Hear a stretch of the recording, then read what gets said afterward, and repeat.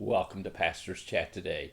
Looking at Psalm 46, a wonderful psalm, a powerful psalm to encourage us and help us in our time of trouble. You know, Job said in Job chapter 14, man born of woman is a few days and full of trouble. We are either in trouble or we've just come out of trouble or we're headed for trouble. That is the story of every person's life. And maybe today you're in trouble. You just are overwhelmed with the trial, the tribulation, the temptation, or whatever it is that you are facing in your life today. It could be at work, it could be at home, it could be at school. I'm not sure where you might be facing trouble, but I know many of us today feel the pressure and the stress and the strain of trouble. And it usually comes in the form of two legs. Some person seems to bring that trouble into our life, either at work, home, or at play, wherever it might be. And then our world is in trouble. What a mess. I don't think I've ever seen the world messed up as it is today, at least in my lifetime. I'm sure it has been in times past. But my friend, the world and our lives sometimes are overwhelmed with trouble. So what do we do? Where do we go? Well, I love the psalmist here because whoever he was it Hezekiah, was it Isaiah, maybe some poet in the time of King Hezekiah and the king of Assyria, Sennacherib, that was invading and had surrounded the city of Jerusalem. But God gave a great victory.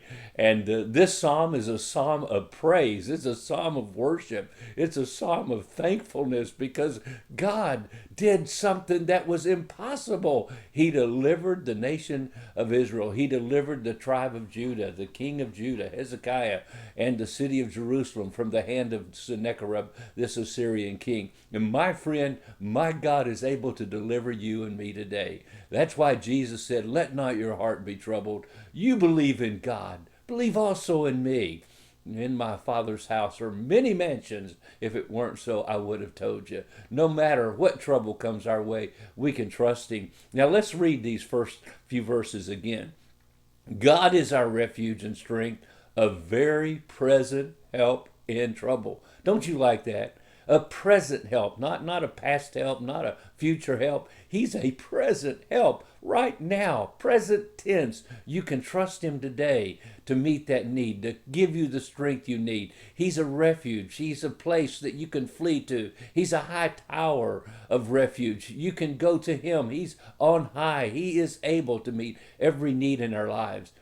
I would encourage you. I looked at it just before I did this chat today. Psalm 107.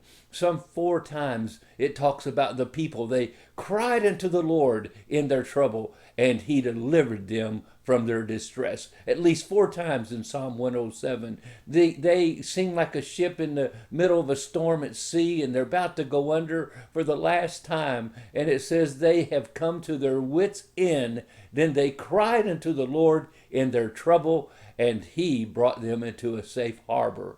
Oh, my friend, you can trust him. I hope you'll take time to look at Psalm 107, especially if you're going through some trial or tribulation. It begins with, let the redeemed of the Lord say so, whom he has redeemed from the hand of the enemy. And my friend, God will redeem you today. Oh, I love John chapter 14, verse 28, where Jesus says, my peace I give unto you, not as the world giveth I unto you. Let not your heart be troubled, neither let it be afraid.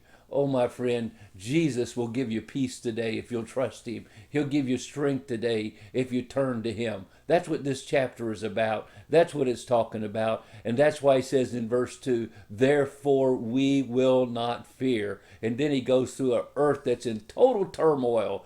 But he says, our God is able to save us and help us. So let's trust him today. Let not your heart be troubled. Oh, my friend, God is a very present help in time of trouble. Put your trust in him. Have a wonderful, wonderful day.